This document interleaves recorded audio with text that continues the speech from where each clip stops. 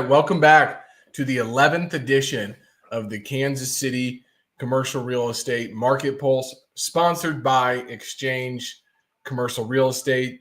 This is a special Thanksgiving edition, and we are in for a treat today. Very excited, and I will introduce our guest, Ryder Harris, here very soon. But hopefully, everyone is taking a little bit of time this week to reflect and to think about what they are grateful for, what they're thankful for. I know I have my children doing that on a regular basis, and it's extremely encouraging to hear what they continue to say to me on a daily basis. And I love this period of time because not only is it a good time for reflection, it's a great time for separation. And that's exactly what we are speaking about today: how to separate yourself from competition and utilizing artificial intelligence and cutting edge technology to do so. So let's go ahead and get started. As you all know, our aim is to bring the most up-to-date market experience and intelligence, as well as updates on the Kansas City commercial real estate market. But our most exciting and probably most watched episodes are definitely when we have expert guests coming on. And so it's our job and our goal every single week or every other 2 weeks to be evaluating what that landscape looks like. And many of you have reached out to me asking me for more information about artificial intelligence and how that could shape the landscape of commercial real estate brokerage. So that's what we're going to continue to do today, is giving you guys an update and really giving you some, what I like to say, skilling up of knowledge in regards to how to utilize this technology, and having a great conversation around how it may shape the future and the landscape of commercial real estate. I am so excited right now with our team. This is our team: Katie, Micah, Max, Nick, Chad, Nathan, and myself. In the last month, we have submitted over 9 proposals to either property owners or LOIs on or executing purchase agreements on real estate. This is really encouraging from 2 reasons. One, obviously, we want to see progress and momentum from the brokerage side and the components of that, but also it's anecdotally giving us a lot of encouragement going into 2025. Now that the election is over, people are really starting to hone in on year-end planning, as well as setting up their goals for 2025. And those 9 proposals amount to about $18 million of commercial real estate that we are currently working on. So if you have any interest in Kansas City commercial real estate, whether that be land, multifamily, retail, industrial, medical office, we definitely can support you. If you're a landowner, we can help you do what we call property performance audits, which is just an elevated broker opinion of value, but we really dive into return on equity metrics utilizing our AI-powered underwriting software. If you are an investor and you're working on a 1031 exchange, or you have sold a property here recently and you're sitting on some capital that you would like to learn about the Kansas City market, we're your team. We can support you. We work on both sides of transactions and have done close to $500 million of commercial real estate in Kansas City now. Now, without further ado, I am super stoked to introduce Ryder. Now, I'm going to say a couple things before I do, but artificial intelligence, in my opinion, isn't changing the fundamentals of commercial real estate brokerage or investment. The relationships, the market knowledge, the deal making remain at the heart of the business. What's changing is how all of this is being done. AI is streamlining processes. We are able to uncover insights faster. We're enabling our brokers to focus on what they do best, which is advising clients and closing deals. The brokers and firms that embrace, and the investors that embrace artificial intelligence today, are going to be the ones who stay ahead of the curve, leveraging this transformative tool to gain a competitive edge in a rapidly evolving industry. And today, I'm thrilled to be joined by Ryder Harris. He's the founder of GoBananas.ai, which is a cutting-edge AI consulting firm helping businesses unlock the power of artificial intelligence to drive growth and efficiency. So Ryder and his team specialize in equipping businesses, including sales and commercial real estate professionals, with the strategies and the tools to seamlessly integrate AI into your operations. That's a key component we're going to talk about today. GoBananas.ai is leading the charge in AI innovation. And so their expertise is reshaping the way industries, including commercial real estate, think about productivity and technology.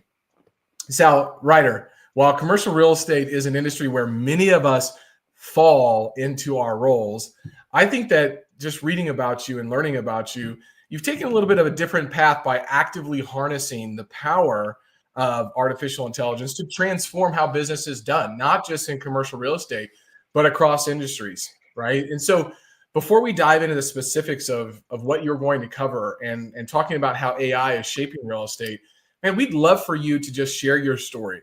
How did you decide to get involved with AI, and what led you to see its potential in real estate and business, which is, a field that often relies on tradition and human expertise? Yeah, absolutely. Well, first off, thank you so much for having me. I graduated from Mizzou in 2021, and I took an inside sales job at a Kansas City-based fintech startup called C2FO. Mm, And from there, I did a year and a half as an SDR, and then got promoted to inside sales rep. And right as I got promoted, that was when ChatGPT kind of got thrown onto my desk. okay. I have two brothers. I have an older brother and a younger brother. Younger brother still in school, older brother obviously out of school. And I thought I was the savvy brother, but they were both telling me about this Chat GPT thing, and I'm like, how have I not already tried this? I Sure. thought I was the tech savvy one. So I started messing around with Chat GPT, just having it generate business ideas. And before I even had an actual product in mind, it was already generating an exit strategy for my hypothetical business. Mm, So that's when I really realized the power of it. And that's when it yeah, kind of clicked in my head. And, I thought instead of just messing around with ChatGPT, how about I take it to work? So then I'm starting as an inside sales rep, and I'm having it help me with emails or cold email templates. I'm yeah, having it write my cold call scripts. I'm having it help me overturn sales objections. And for anyone selling anything out there, that objections are the thing that just absolutely kill deals. So whenever I really found that use case is when I got super excited. And then you move on to social media content and meeting outlines. And I just really realized how obviously this thing isn't Superman. It's not going to automate your job. And like you said at the beginning of this, it's not changing the fundamentals of how you do the job. But it is a little AI assistant or intern that you can lean on for certain things. So when I really realized that I had something, and that this is something I wanted to pursue, is when I started to have friends reach out to me offering to pay me for a one-on-one or some type of consultation. And then I also had team members internally asking me for assistance with, how can I use AI? How can I have it help me with social media? Because social media is obviously a huge thing. yeah. And that's when I realized I had something. So I went out to an AI conference in Los Angeles in April of 2023 and was inspired, met a lot of people, made great connections, and figured, what, let's take the leap and see how many people we can help implement AI across the board. Because so many people, when they hear AI, it's a buzzword right now, and they're a little bit intimidated by it. So I take pride in educating people in different businesses, different industries, and kind of helping them understand that it's just a tool you can lean on to help you get more work done. It's not something that's a robot that's going to come take your job, at Mhm. least not anytime soon. So I've really had a lot of fun traveling the country over the past year and a half, helping businesses, speaking at events, conferences, working with different associations in real estate, mortgage, property management, all over the place. So it's been a grind, but it's been a blast. Awesome, man. Well, thank you for sharing that. What are you going to cover today? Like, what are we going to get out of today's presentation? Yeah, so what I want to do a deep dive on is ChatGPT. So ChatGPT is the Michael Jordan, if you will, of these AI tools, and it's the one that everyone knows, and it's my personal favorite. There's a bunch of alternatives out there. Meta has an AI. There's even Musk just saying, so he's got his own language model. The he is the one that is the smartest, value their vision more than the other right now. So I'm going to do a dive on ChatGPT, it look into that super complex you term, it is not complicated. And prompt engineering, we just have GPT prompts. And it sounds weird to say. Hey, Ryder, give us 1 second. I think that we're having some audio issues on your end. Can you hear me okay? Yeah, it seems like it might be coming in from your headsets or some transference or something like that. You may just try closing them and putting them back in. I think we just got like a bad connection potentially. Hold on 1 second. We just got a little bit of audio visual issue that we're going to work through. Hey, in the meantime, while Ryder gets that figured out, if you guys have questions around AI, how it's going to be implemented, what Ryder is doing with businesses, make sure to drop it in the chat. If you're listening on LinkedIn or you're watching on LinkedIn, pop the questions into our chat as well as YouTube. I'll be monitoring those and we'll have a Q&A session here at the end as well. All right, Ryder, did we get that figured out? Yeah, I took my headphones out. Can you hear me okay through the laptop? So much better. Perfect. Those dang AirPods. You'd think I'm the technology guy. I should have all this stuff figured out, but we always run into these speed bumps. No worries at all. Yeah, I appreciate it. So prompt engineering, back onto that, like I said, it's just how you structure your input when you're using ChatGPT. And the art or science of prompting an AI model is when you can really get the output that is high quality and saving you a bunch of time, instead of just typing in one sentence to ChatGPT saying, write me a LinkedIn post about commercial real estate.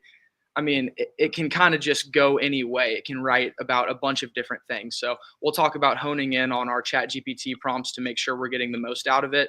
And then I want to look into just practical use cases of how it's being used in commercial real estate. One, how people who work in commercial real estate are using AI models like ChatGPT, and then also how, office buildings and businesses are starting to implement AI. And then at the very end, I want to go over some other AI tools. ChatGPT is great, but there's plenty of other free AI tools out there that can provide a lot of value. So I want to do a deep dive on those. And then I'll end with just a little bit of advice and kind of my message to anyone that's a little intimidated by AI or hasn't gotten started yet and kind of wants to, needs to be pushed forward a little bit. So hopefully I can inspire some people to get started. Beautiful. All right. Looking forward to it, man. Well, what the heck is ChatGPT? Because, look, man, I've tested out a lot. I think I was a pretty early adopter of ChatGPT. I have been utilizing it for writing social media for a long time, but now I'm diving into custom GPTs in the commercial real estate space that are commercial real estate analysts or commercial real estate legal advice. And I am turning around answers I can go through a close to $1 billion development and get what I call a wild ass guess or a WAG in 2 to 3 hours utilizing computing. Now, what I found, I need to double check the numbers on the project, but man, the amount of information that it can really put together and help me understand the back of the napkin math on a really large deal is really phenomenal. So, but let's talk about that. Like, what is ChatGPT and what the heck does even GPT stand for? Well, I think there's no better way to answer that question than to directly ask ChatGPT. So let's look at the definition that it generated for us. So ChatGPT is a conversational model based on the GPT, the generative pre-trained transformer architecture. It is designed to understand and generate human-like text based on the prompts it receives.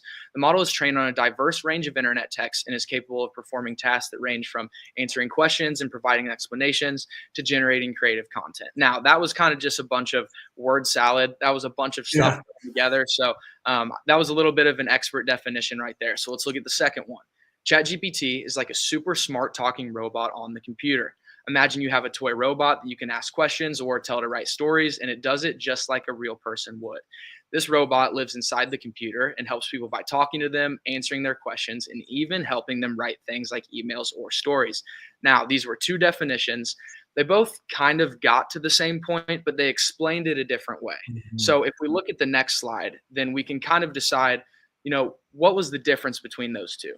And as you can see, the first one, so I had ChatGPT give us an expert definition of itself. So it assumed that we had some knowledge when it came to things like, tech, when it came to AI, when it came to software development.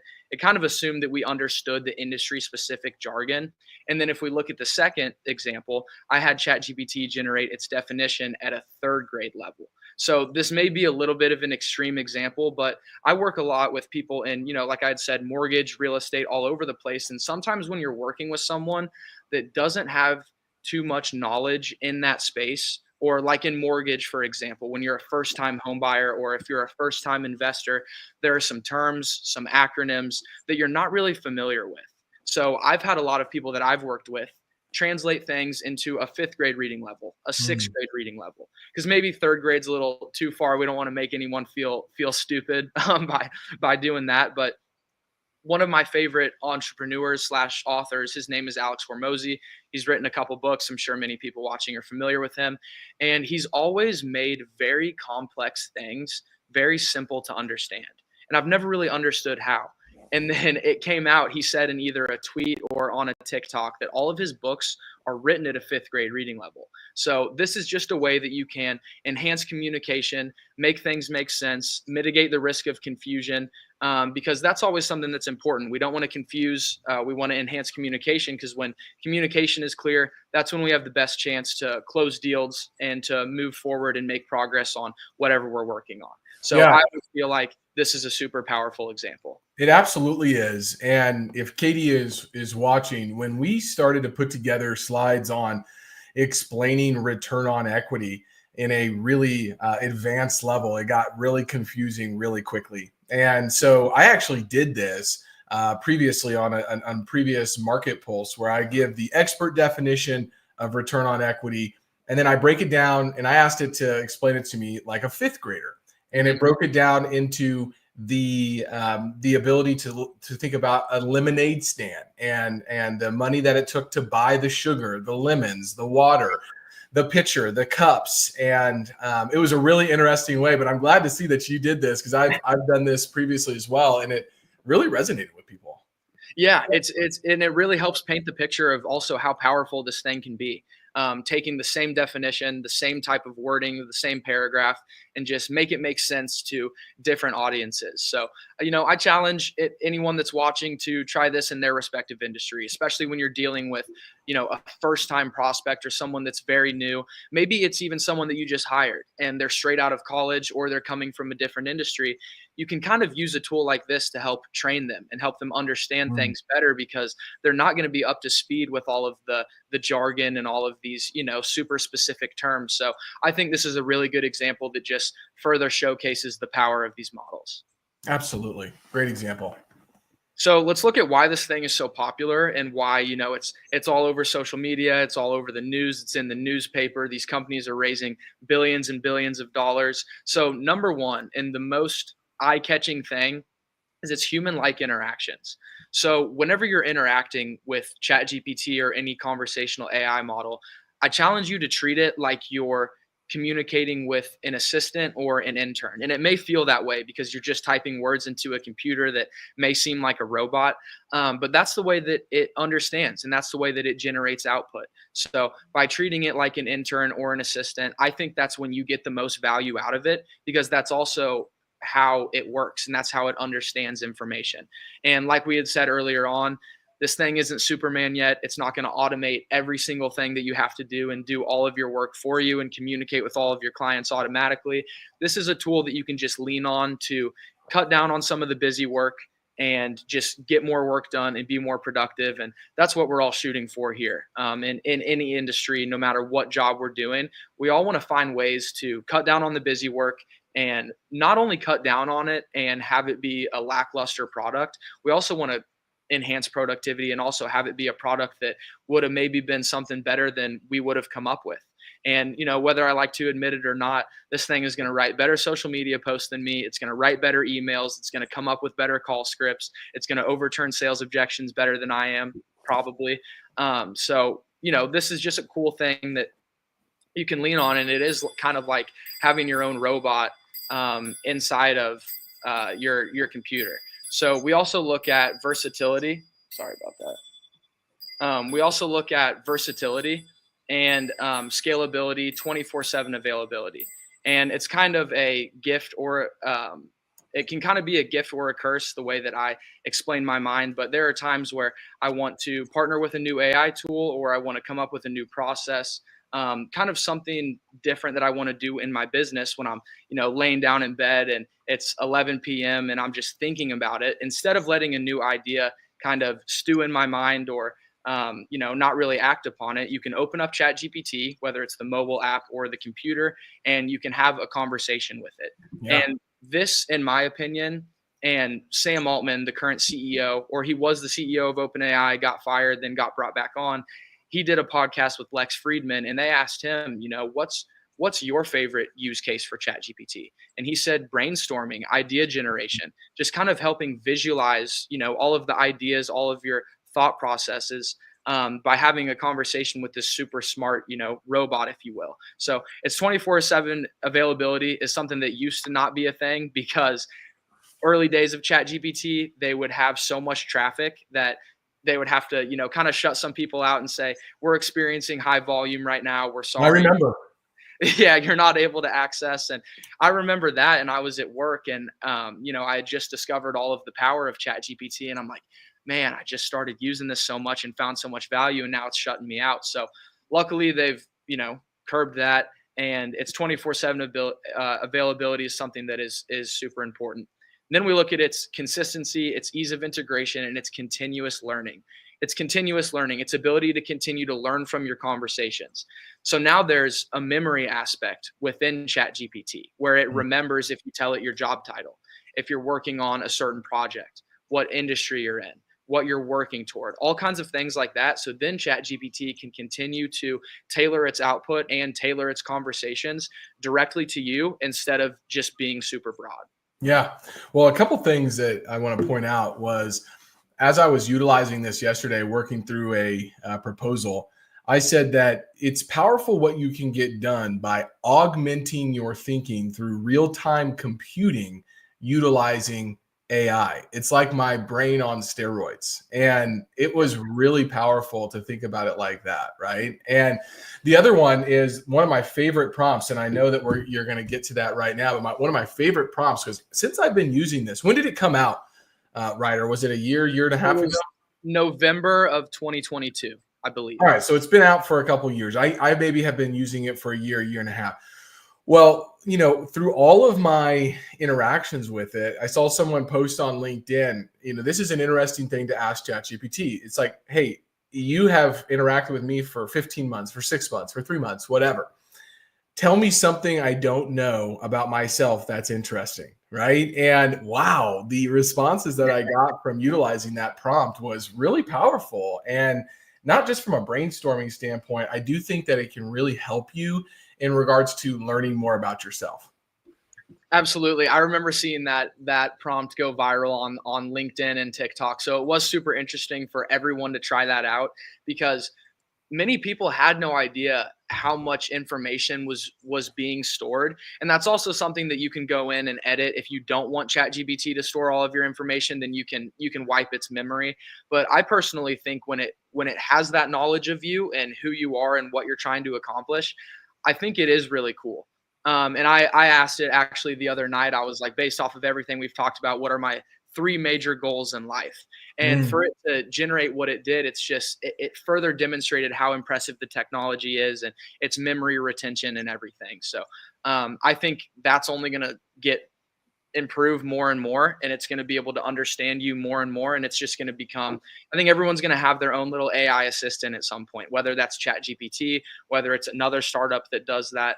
I think just having these tools to lean on and kind of being a crutch is something that is just providing so much value, and I really hope that everyone has a takeaway today. If you haven't tried these tools, that you do try it out and just see where you can plug it in. Absolutely, man. I just had to go through, I opened up my ChatGPT app and knowing what you do about myself, what are my main 3 goals in life? Number 1, building a lasting legacy through professional success and innovation. Number 2, creating stability and balance for your family. And number 3, personal growth, and mastery. And that's a really great way to sum that up. So I know our slide right now is talking about prompt engineering, man. What is that? And what do we need to do about prompt engineering? Because so many people say, well, I'm not getting the responses, or I'm not getting the answer that I'm asking. I'm like, you have to have a conversation with it. But tell us a little bit more about that. Yeah, and I'll never forget. I was out in Philadelphia when I started the business, and was working with some of my AI buddies, and we were all just in the same apartment, the same house. Kind of, when you surround yourself with a culture like that, you get a lot more work done. So I remember coming back, and it was just in time for the NFL draft that was in Kansas City, and I was in downtown KC. I had run into some friends, and one of my friends was like, "Hey, man, like, been following it closely. That's really exciting." He's like, our business is trying to implement chat gpts, like we're trying to use it, but it's not really doing what we want. And I go, okay, it's not doing what you want. I was like, are you telling it exactly what you want it to do? And that person was like, well, no, I didn't really think we had to do that. And in my head, I'm like, okay, I'm like, so it's not widely understood how much context you have to give to chat gpt.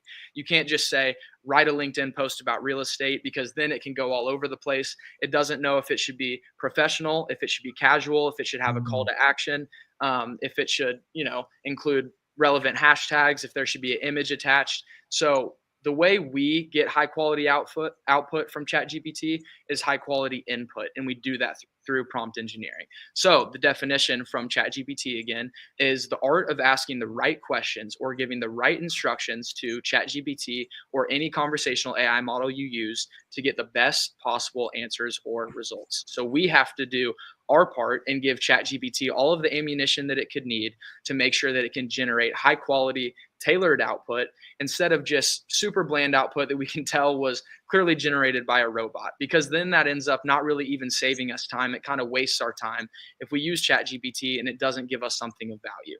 So one quote that I hope everyone can learn and kind of stick in their memory is, your output is only as good as your input. And I used to think that I coined this phrase. So whenever I would put up these slides, I used to put my name next to it, and then I started seeing it all over LinkedIn. And I didn't have the influence at the time, so there's no way that someone took that from me. So I just removed my name. But that doesn't take away from how important and how impactful that quote is. Your output is only as good as your input. So we have to make sure that we're honing in on our prompts. Most definitely. So the way that we do that is a super, super simple 4-step process. Now, as we move on and you start to use ChatGPT more and more, you'll figure out what works more specifically for you. But I think this is a very good structure to use if you're either starting out, or if you've even been using it for a while and are just looking to get higher quality output from ChatGPT. So our 4 steps, and this is just 4 sentences, which ends up being 1 paragraph. We're going to assign ChatGPT a role. So when we assign ChatGPT a role, we can tell it to act as an expert in multiple different industries or fields. So working in commercial real estate, you can tell ChatGPT to act as a commercial real estate veteran with 10 years of experience. And essentially, when we're assigning a role, we're taking a hat, we're writing expertise on it, and then we're putting that hat on ChatGPT. And that helps kind of hone in its vision on the specific information that we want ChatGPT to focus on, because ChatGPT is trained on hundreds of thousands of hours of YouTube video transcriptions. So we don't want it to write a LinkedIn post about underwater basket weaving when we're working on commercial real estate or any specific topic. So think of it like we're at the bowling alley. When you're bowling, when we're assigning ChatGPT a role, it's like we're putting the bumpers up. We're just really helping ChatGPT hone in and focus exactly on the information we need, and we can have it think from a very unique perspective. So I'm always curious of if people are already doing this, because I know if you haven't been watching YouTube videos, or if you're not consuming content on social media about ChatGPT, everyone always comes up with their own unique prompting structure. So it's always interesting to see if people are assigning roles. So I'm actually curious, Logan, is this something you've been doing? Absolutely. So 2 ways I've done this. One, I have assigned it by saying, please think through or act like Ray Dalio or Warren Buffett or anybody like that, right? One of my favorite authors and thought leaders. That's one way. The other way is I've been really trying to test out these specific custom GPTs through the marketplace on ChatGPT with limited success, I would say. I think there's two that I really like, and one of them is called the Commercial Real Estate Analyst. The other one is actually trained on Jeremy Miner's NEPQ sales framework. The other one, so there's more than two. So the other one is trained on Hormazi's books. Okay, that's one that I was going to bring up at the very end, so Yeah. I'm glad you said that. It's trained on, yeah, his leads and offers, right? Exactly. So I like that one a lot. And there's one other one that I use on a regular basis, which is helps with my social media because it's trained on Justin Welsh, who I think is a top LinkedIn creator. So I found a lot of success in those, but sometimes it's just easier just to go to the regular GPT, the Chat GPT framework. And I'm like, well, is it not trained on all these other things? Maybe that's a question for you here.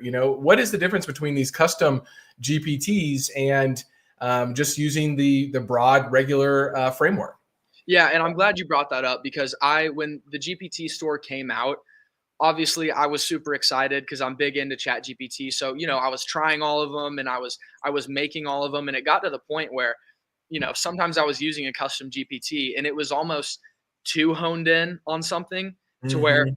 I wanted to have it do a different task and it wouldn't do it as well as just regular Chat GPT because it was so honed in on, a certain amount of context or a certain use case. Sure. So I think they are trained on the same things. And that's why I think custom GPTs can be fantastic. It can have browsing capabilities. You can have Dolly generate images for you, and they're awesome. And I think one of the biggest pluses with custom GPTs is when you can give it knowledge through PDFs. So maybe you upload your Mm. company's FAQs, and then you have a GPT where maybe you get a question and you're stumped. You're not really sure what the answer is. Yeah. You get it from a customer. You can go into that custom GPT and you can just ask the question, and it's trained on all of your FAQs. It can maybe be trained on, just all of the information about your website, a lot of stuff like that. And then it can answer questions for you. So instead of bugging a manager or a director or an owner, your company can build a custom GPT that's trained on, company information, and then you can interact with it from that standpoint. But I'm on board with you. There are several custom GPTs that provide a lot of value, but I've found myself, since I'm kind of used to the custom GPTs and the GPT store isn't so new anymore, that I usually just use regular old Chat GPT more. But I do think everyone should at least try creating a custom GPT to see how it works and see how it can specialize in one certain field. Very good answer. Yeah. And that's what I found as well. And a lot of times I will actually move one response to the other one and make sure Yeah. that, to a different thread to see, because I don't know necessarily if they speak to each other. Because sometimes I'll ask it a question and it says, no, I don't have access to it. So I think that if you get off on custom GPTs, it might not be connected necessarily to the regular Chat GPT and it doesn't update the memory. So that might be a tip here if that's correct, right? Or is that correct? I don't know. I believe so. I scrolled through my Chat GPT's memory early last week, and I haven't found anything that was a conversation with a custom GPT that got stored into the memory. So, Yeah. I mean, there's a chance that I could be wrong, but I'm almost positive that it doesn't store memory when you're using custom GPT. Yeah, so that's something to keep in mind, right? Is like if you're using a custom GPT, you may have to copy a response and move it over to another one, and that's been my workflow, but it doesn't take much time and it's really easy to do. Absolutely. Yeah. So after we assign the role, and that's just one sentence, super simple, we're going to move on to context. So we're going to provide ChatGPT with a little bit of context here. The nice thing is you don't have to give it your whole life story. One, because it already has that memory aspect and it knows some things about you. But two, there's a later step where we're going to provide ChatGPT with a lot more context without having to type out 2, 3, 4 paragraphs. Because at the end of the day, we're trying to save time here. So if we're dedicating 10 minutes to a prompt, then, and let's say it's for a social media post, maybe you could have already written that post out by yourself in 10 minutes instead of spending 10 minutes on the prompt. So we Mhm. want to be efficient here, but we also don't want to get greedy and get tired of prompting ChatGPT for more than 30 seconds because we know how ChatGPT works. So with context, in my opinion, we're just going to say who we are and what we're looking to accomplish. So I could just say, I'm the founder of Go Bananas AI, and I'm looking to enhance my social media presence. Super, super simple. One sentence saying who we are, what we're looking to accomplish. Step number 3 is when we're going to give ChatGPT the command. So this is exactly what we're trying to have ChatGPT execute for us. And we do want to be specific here. So instead of saying write a LinkedIn post, we could say write a professional toned LinkedIn post about commercial real estate so I can inform the investors in my audience. So that way Mhm. we're adding a little bit more context within the command instead of just being super basic to ChatGPT, because then, like I said, when we were talking about the assigning the role step, it can kind of go a bunch of different ways. And we just really want to make sure that we're honing in on ChatGPT as much as we possibly can. So when we're giving the command, again, it can just be one sentence and we're going to be as specific as possible. And then last, and this is by far the most important step, is we're going to tell ChatGPT to ask us questions. And when I discovered this one, this was an absolute game changer for me. I know there are some people out there that do it. I also know there are people that have never tried this, and I truly recommend this step to absolutely anyone. Because when we tell ChatGPT to ask us questions, it analyzes our role, it analyzes the context, and then it analyzes the command we gave it. And then it thinks to itself, okay, what more context, information, ammunition do I need from the user so I can carry out the task that it gave it? So when we're telling ChatGPT to ask us questions, we're going to get high quality, tailored output specifically to us instead of something that is just super bland that, like I had said previously, looks like a robot had written it. Absolutely, man. Well, I just want to make sure that people really hone in on these 4 things, right? Because I think this is something that a lot of people miss out on, right? To ask you questions, because and I found actually through some of these custom GPTs, when you start working with them, they will ask you questions. Like the Hormazi one for sure Mhm. asks you questions around that, and it helps, right? And then not only that, it will absolutely give you the suggested questions underneath the conversation that you're having, and that can really be helpful to lead the conversation one way or the other. So assign a role, give context, give a command, tell ChatGPT to ask you questions. We're highlighting that right now on the screen. The layout did not show up very well, but those are very, very good feedback items here, Ryder. I like that a lot. Yeah, absolutely. And like you had just touched on with the custom GPT, whoever built that did a really good job of putting that in the instructions of the custom GPT.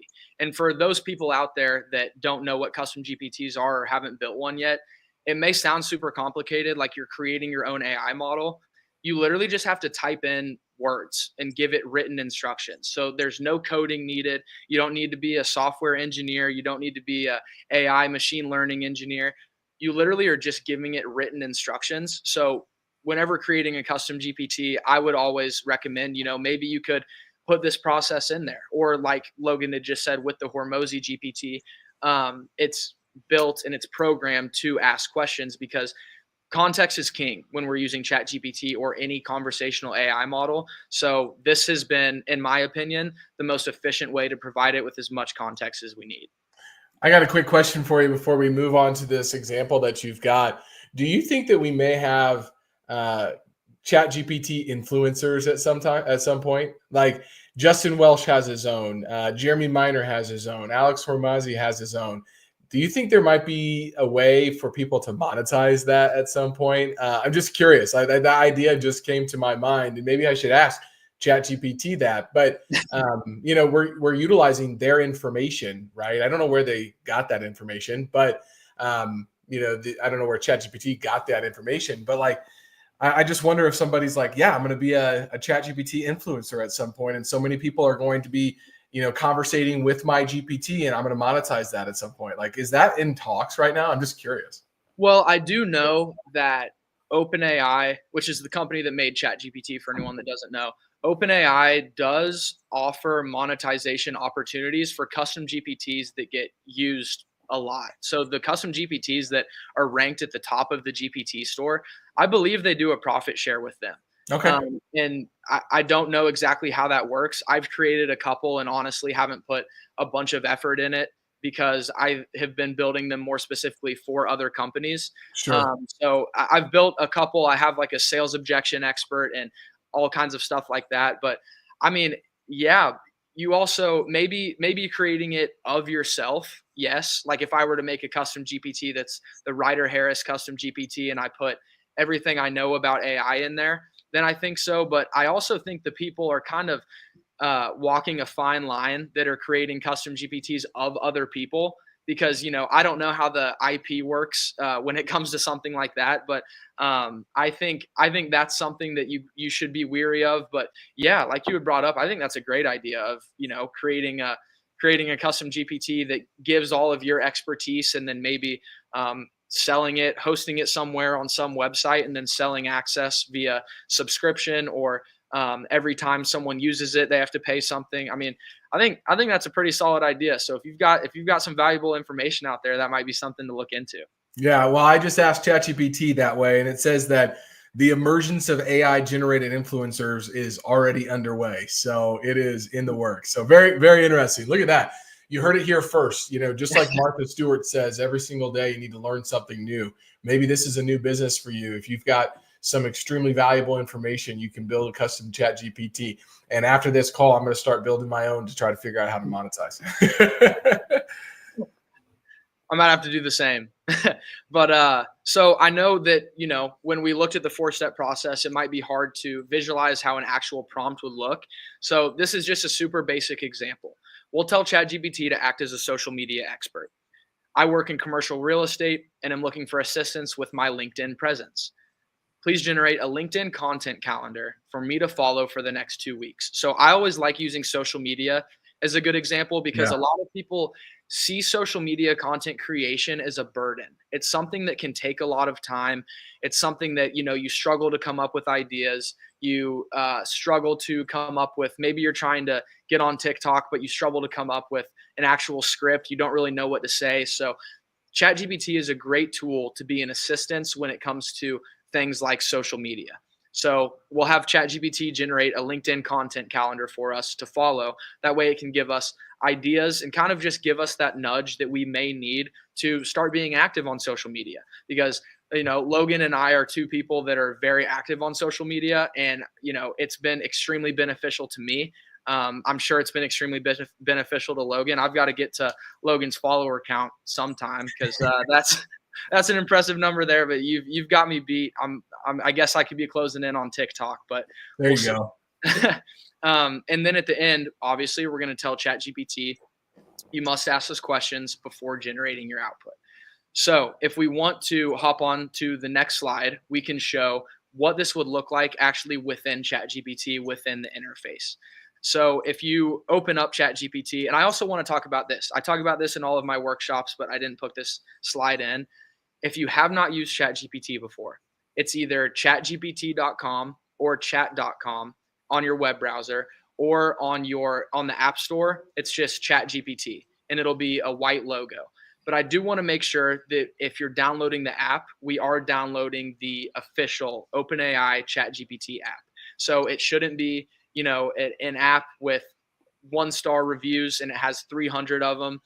It should be the official OpenAI app with a white logo. It should have hundreds of thousands of 5-star reviews. And I always want to make sure I mention that, because there was a time that I got picked up by my Uber driver in Portland after a workshop, and he, asked me what I was doing out there. I said that I do AI workshops for companies, associations, and he said, "Oh man, you've got to download this app." And keep in mind, this was before ChatGPT had an official iPhone app, so I was already a little bit confused.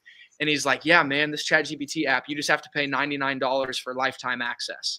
And I'm like, "Oh man," I'm like, "Do I rain on this guy's parade and let him know that he just got scammed, or or do I just let it go and let it be a sunk cost?" So I decided to let him think that he had a win, because it was a sunk cost right there. But I do want to make sure to bring that up, because I would hate to be on here talking about ChatGPT just to have someone, go buy the app. It's free if you download it. It's free to make an account, but there is a paid version. So we took the prompt that we were just highlighting and we pasted it into the actual ChatGPT interface. So act as a social media expert. I work in commercial real estate and I'm looking for assistance with my LinkedIn presence. Please generate a LinkedIn content calendar for me to follow for the next 2 weeks. You must ask me questions before generating your output. Real quick, if we click the paperclip, that means you can upload a file. So if you want to upload an agreement, a contract, and you want to ask ChatGPT, are there any red flags here? Is there anything that I really need to pay attention to? That's a really good use case with ChatGPT. And then if you click the globe that's next to the paperclip, then that's when you can activate web browsing. So there used to be a knowledge cutoff for ChatGPT. And Logan, I'm sure you remember this back in the early days where you could ask it who won the last Super Bowl and it would have no idea because there was a knowledge cutoff and it didn't know. So now they've done a really good job of integrating web browsing capabilities, which is great. So you can go get industry specific news. You can go find, interest rates, all kinds of stuff like that now with web browsing. So if we will submit this prompt and would go to the next slide. So on the web browsing distinction, when you're just using ChatGPT and not clicking on the web browser, is it not searching the web or is it still? It can, but you kind of have to nudge it to and tell it to. So it will browse the internet, but there are also times where it won't and it'll just rely on its internal capabilities. So I've made the mistake of asking for an update on AI news of the day or AI news that happened over the last week. And I didn't enable web search and it pulled up stuff from like a year ago. And I was typing out my newsletter. And as I was reading my newsletter, I'm like, wait a second. Yeah. This has been out for a year. This has been out for 8 months. So it will do it if you nudge it in the right direction. But what they recently implemented a couple months ago was Search GPT, and that's what this globe is. And it's just better web browsing. So the AI will just conduct better research and navigate the internet much better than if you were to have it search the internet on its own. Okay, awesome. All right, so we submitted our prompt now. So we submitted the prompt and now we're going to get the questions from ChatGPT. So all of this stuff right here that you're seeing, all of these questions, all of this additional context is never anything that ChatGPT would have had if we didn't tell it to ask us questions. And that's why this step is so important with nearly any use case that you have, especially if you're having it generate something for you.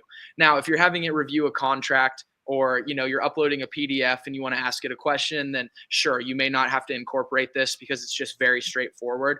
But if you're having it generate an email, a call script, if you're having it do an agreement, like a legal document maybe, this is a really good thing to incorporate because it asks for all of this additional context. So let's look at some of the questions it asks. What are your goals? Are you looking to attract more clients, establish yourself as an industry expert, or showcase your deals or projects? Do you want to prioritize engagement, brand awareness, lead generation? So these are all ways that ChatGPT can help us, kind of understand where we want to take this content. Are we just trying to get a bunch of likes and comments so we can get boosted in the algorithm?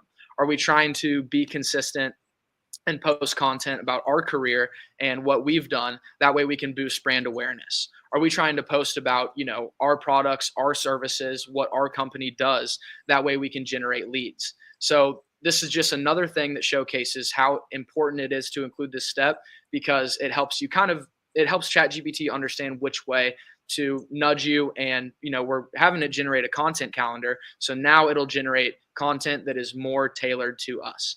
So then we can look at the target audience. Who's your primary audience? Is it investors, tenants, property managers, developers, other professionals? Do you have a specific geographic or market focus? So you could tell it that you do live in Kansas City, you do live in Los Angeles, you do live in New York, and maybe it can use city-specific things and incorporate that into your content calendar instead of it just being super basic. We can also go to content style. So do you want it to be, educational content, storytelling, promotional posts? Are you promoting your business or whatever you offer? And then we go down to number 4, and what's the current strategy? What are you doing right now? Are you just now getting started with social media? Do you have a solidified social media? That way it just understands, does it need to generate some content as if it's your first post ever and kind of inform your audience on who you are, what you do, what your offerings are? Or does it just need to, kind of hit the ground running and talk about whatever? So these are the first 4 questions we got. And then if we go to the next slide, we'll see a couple more. So we highlighted current strategy and then specific topics, visuals, and tone. So those are 3 more things. These are 7 questions that ChatGPT asked us that it never would have asked us if we didn't tell it to ask us questions. So this is all additional context that we're giving ChatGPT more ammunition. That way we can get higher quality output. So for the sake of the demonstration, I just gave it 7 super simple answers. Whenever you're doing this, if you use this prompt, then obviously you'll give answers that are specific to your career, your business, your company. But then we can take a look at what ChatGPT's output would have been on the next slide here. Okay. So this is just a snippet of the first 2 things it gave us. So it's going to generate 2 weeks of content ideas for us. So Monday, a market snapshot. So you can share a brief analysis of current trends in your local or target CRE market. You can include a simple graph and a chart to illustrate. So instead of just going in and flying blind on trying to get your social media, presence, your personal brand kickstarted, you can lean on ChatGPT to have it give you that, initial push to, okay, this is what you can talk about. This is the type of image you can include. And then it also goes as far to include a call to action. So you could finish the post with, how are these trends affecting your investment decisions? And then you can have people respond to that. That way you can get that engagement going, maybe make some new connections, and maybe even get some more business. You could even take this a step further and do another follow-up prompt. And you could say, this topic for Monday is great. Please generate a professional post for me that I can use on LinkedIn. So now it's not only giving us the topic and helping us, guide and navigate through the social media journey, it can also write the actual post for us. So I've been super heavy on TikTok lately. And whenever I, wake up, I want to put out 2 videos a day. I'll go on to ChatGPT, I'll enable web browsing, and I'll say, what are the top AI stories of the day? I'll sift through them. It usually gives me 5 to 6. I'll choose the 2 that I want to post about, and then I have ChatGPT generate a script for those. So now I didn't really have to think too hard about the video topic, and I didn't even have to think too hard about, what am I even going to say? How do I say the right things? How do I cover this story and make sure that I'm not saying anything that's wrong? You can lean on ChatGPT. So this is just a really good way to show you, how in the actual interface that you can leverage ChatGPT to just lean on and kind of be your social media sidekick. Yeah, this is really powerful stuff, man. This is really cool. I recognize it because I utilize it on a regular basis. But if you're not utilizing this, I mean, it is an enormous way to, 1, generate ideas and content, but 2, help break through limiting, what I'll say mindsets and like, hey, I can't figure this out, or I'm stuck. You just go start having a conversation with GPT. And then once you're unstuck, then you can get to this point of like implementation. So it's just really powerful. And I continue to call it like augmenting my own thinking. And it is making me a better thinker and much more efficient. So this is a great example of that. Definitely. All right. So obviously, with AI being so new, with these language models being so new, we have to make sure we're protecting ourselves. So how do we do that? We want to make sure we're not uploading documents that contain sensitive financial information or any proprietary information. I feel like that goes without saying, and I feel like most people already understand that, but I just feel like that needs to be said with these AI models. We just want to make sure we're protecting ourselves. Now, if your company has an enterprise AI, ChatGPT has an enterprise, Perplexity has an enterprise, Claude by Anthropic has an enterprise, then you have that enterprise grade security, and you can upload more sensitive financial documents and interact with them. But just when we're using a regular old ChatGPT, we just want to make sure we're protecting ourselves. We're so early on in this AI game with all of this new technology that we just want to mitigate the risk of, anything potentially bad happening. So there are still millions of use cases out there that don't require uploading a customer's social security number or, some sensitive financial information. So I always just want to make sure to touch on that. That way we can all protect ourselves. Yeah, great point. Yeah. So we can look at, how this stuff is actually being used in commercial real estate right now. So we talked about how we as users can use it as per the example that we just went through, how, an individual can use it to boost their personal brand, upload PDFs and interact with them, generate content schedules, all kinds of stuff like that. So some tools are being made, and some companies and some buildings are implementing things like market forecasting. So you can see AI models are analyzing a bunch of data. They're analyzing current trends, and that can kind of just help with forecasting. And forecasting is beneficial in every industry, let alone CRE. So market forecasting is something that's been big, and then risk assessment. So like I said earlier, I work a lot with mortgage, and I know this is kind of becoming a hot use case there. With, again, predictive analytics, being able to assess, risk. And that's something that can be a time consuming process. So when we have all these softwares and all these AI tools coming out that can help companies, help individuals with stuff like this, it's always super beneficial. And then we can look at live valuations. So now we have AI tools. They're really becoming good with getting direct access to the internet, and they can sift the web. They can, crawl the web. They can do all of these things. So we look at live valuations. So there are some AI tools out there that can provide live property evaluations, analyzing, data, where it's located, the current trends, what are the specific characteristics of the property? What are the recent sales? How many times has it been sold? When was the last time it was sold? So this is just another way that, AI, and like we had touched on with ChatGPT implementing Search GPT, when AI is connected to the internet, I mean, that's when we get a ton of value, because research takes a long time when we're doing it manually. So if we can have AI do that for us, that's something that's super important. And I think there are going to be more and more AI tools out there that really start to sift the internet and help everyone get that information. And there is a tool that I really like for specifically searching the internet, doing research and finding news, and I'll touch on that at the very end. Okay, awesome. And then lastly, we can look at automated lease analysis. And then we look, inside of buildings. So predictive maintenance, that's been a thing that has become really hot lately. Obviously, that's a big time saver. Helping property managers schedule maintenance, reduce that downtime, and extend the life of assets, obviously cutting costs. And that's what we're all trying to do here with AI. And then we look at tenant experience.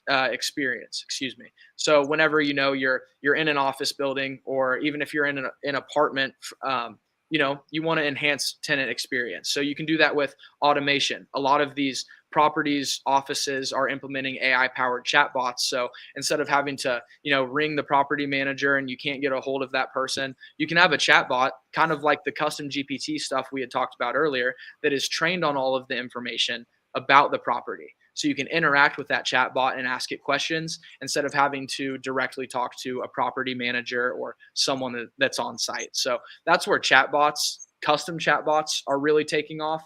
And I'm starting to see them all over all kinds of websites, because it's just a more efficient way to get answers. Very powerful. Absolutely. So then we can look here. This is kind of just a nice visual. And I would say where I've really seen a lot of benefit is property description. So we look at property descriptions. I talk with people after keynotes, after workshops, and I know that's been a huge time saver, having ChatGPT write that property description for you instead of you sitting down and doing it manually. Chatbots, we had just talked about that, about how they're being put on websites. They're being put, on inside of softwares for tenants to utilize. Marketing automation, scheduling LinkedIn posts. So back to our ChatGPT example, we could have ChatGPT generate 3 posts, and then we could schedule one for Wednesday, one for Monday, one for Wednesday, one for Friday. And then you really don't even have to hop back onto LinkedIn for that week, except for to check on how it's performing. And then we can look at content creation. Obviously, that's super beneficial. And building social media, building personal brand is really powerful right now. So these are all ways that it's being used, and it's ways that I've seen people be successful with it as well. Yeah, I would say I have used it for lease abstraction. I've used it for property description. I have not necessarily used chatbots, but on our leasing side for our multifamily, we utilize chatbots. So I guess there's chatbots. Marketing automation, it's definitely built out multiple marketing automation emails for me and helped me even with Active Campaign and other constant contacts on how to build those out. Data management automation. I don't know if I've used it on that side of things. Property appraisal. I mean, I've definitely used it for property valuations and investment, as well as content creation and contract summaries. So, I mean, I've used it for almost all of these, maybe other than data management and automation. So I think I'm doing a good job over here if I'm thinking about it. So now, one thing I have noticed with it is if you start uploading Excel documents and things like that, it can struggle, but we have to remember that it is a large language model. And so I have found and looked for other resources that is more data driven on that feedback. Now, I would imagine that ChatGPT is probably working on a way to become a more powerhouse on the numbers side of things. But for right now, for example, like I try to go out and export a bunch of property information and import it back in, and then imported in a bunch of my buyer criterion and said, hey, pick out the right properties from, that fit these criteria. And it just didn't work. I even tried to make my own custom GPT, but I think it's because it was such a large data set, many different tabs. It was very difficult for it to go. So maybe there's other resources on that front, but I'm excited about that potentiality in the future.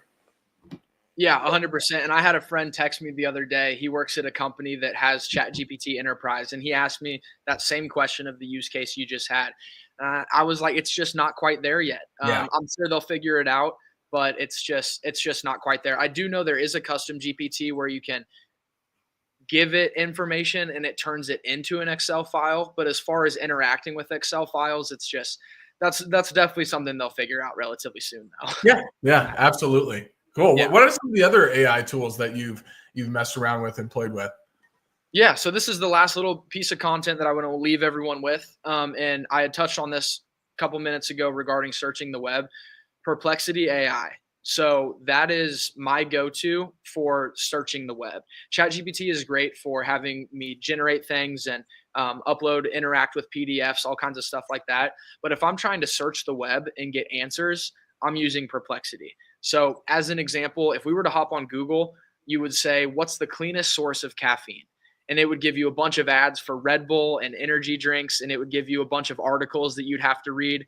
Where if you hopped on Perplexity and said, what's the cleanest source of caffeine? It would search the internet for you. It would read all of those articles, read all of those case studies, and then it would generate a paragraph answer back to you. So instead of having to conduct the research yourself, Perplexity has done a really good job of building a tool that is your research assistant and crawls the web for you, gives you answers instead of providing you with links. Claude by Anthropic, essentially it's ChatGPT's biggest competitor, I would say. So I would just give it a try, see how you like the output. I would say Claude interacts more like a human. Like if you tell it something, I just closed this deal and now I need to generate this summary. It'll be like, wow, congratulations on closing the deal. Like it's very personable. So give Claude a shot. Microsoft Copilot. I'm sure some people out there have it, but it's more so of an AI that is built into PowerPoint, built into Word, built into Excel, built into your Outlook email. So that's a tool where AI is just directly integrated into all of your things. We look at Google Gemini, which is essentially another ChatGPT. They made a lot of improvements lately. I used to not be a big fan of that technology at all, but it's gotten pretty good. And then custom GPTs within ChatGPT. There's one called VoxScript where you can upload a YouTube video and it'll transcribe the entire video, and then you can ask questions. So essentially after this, once this is uploaded to YouTube, I could upload it to VoxScript and I could say, what were writers' top 5 recommendations as far as what people should do when using AI? And it'll give you that answer.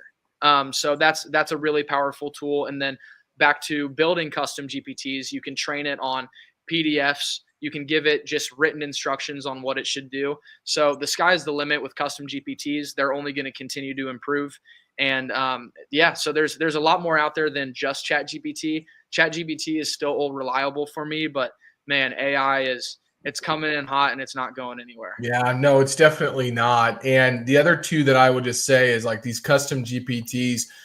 If you go on, and everybody I've talked to, a lot of people I've talked to really like to listen to and digest Andrew Huberman's information. However, 3 to 4 hours of talking about one thing in great detail is really somewhat tough. So he's got his own, or somebody has built his own GPT that is hosted, I think, on his website. It's like Huberman.ai or something, and it is super powerful because then it will go give you the links to the podcast, the videos, and shows you where to go dive in more.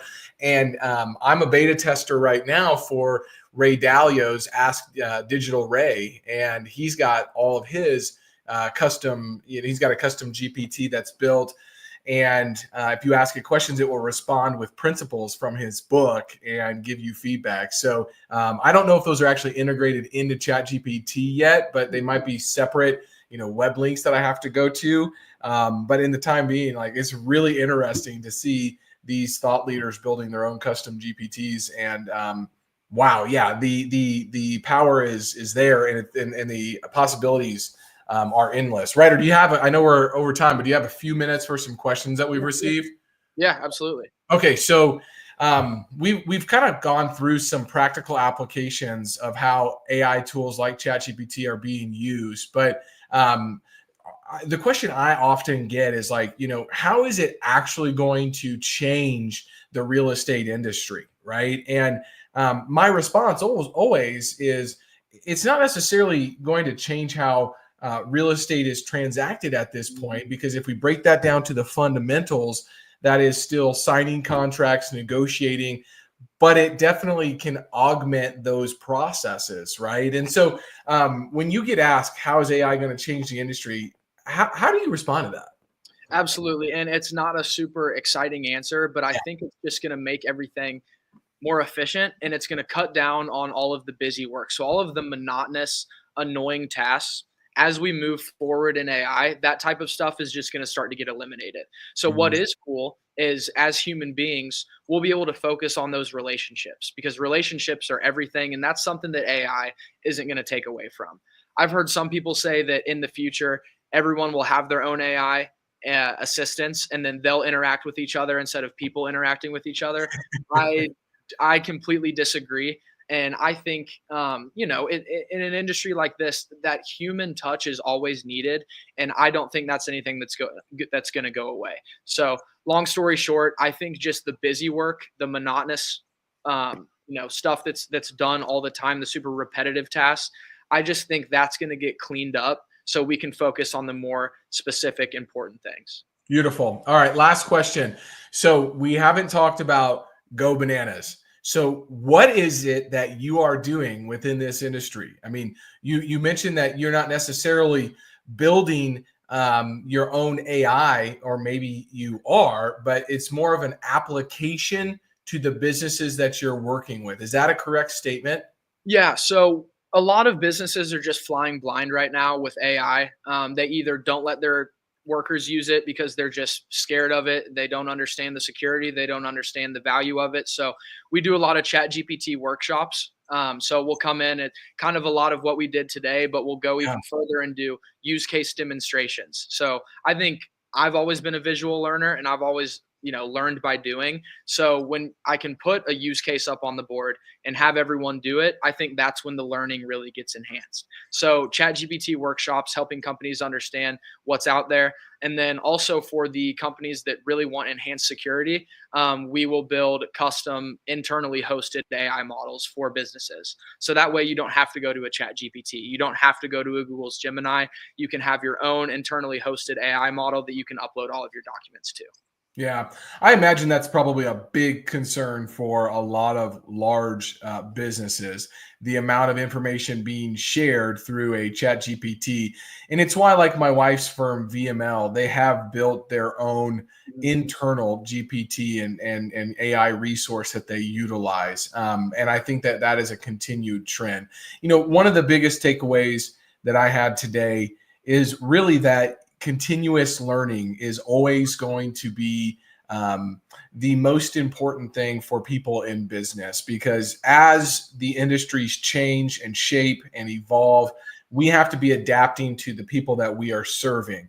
And the ability to utilize AI across multiple processes and streamline efficiencies on the operations side is how I'm seeing it be beneficial. Not only that, I used AI to completely, plan a travel vacation for my wife and I without me having to search for hours on Google. I let it go do it and popped out a Word document and send it to my wife. And she's with multiple places to get reservations from, where to stay, things to do. And I tell you what, the applications are really endless. And frankly, if you're just having a tough day and you're like, man, I could really use a motivational quote or something like that I'm going through right now that could really help me.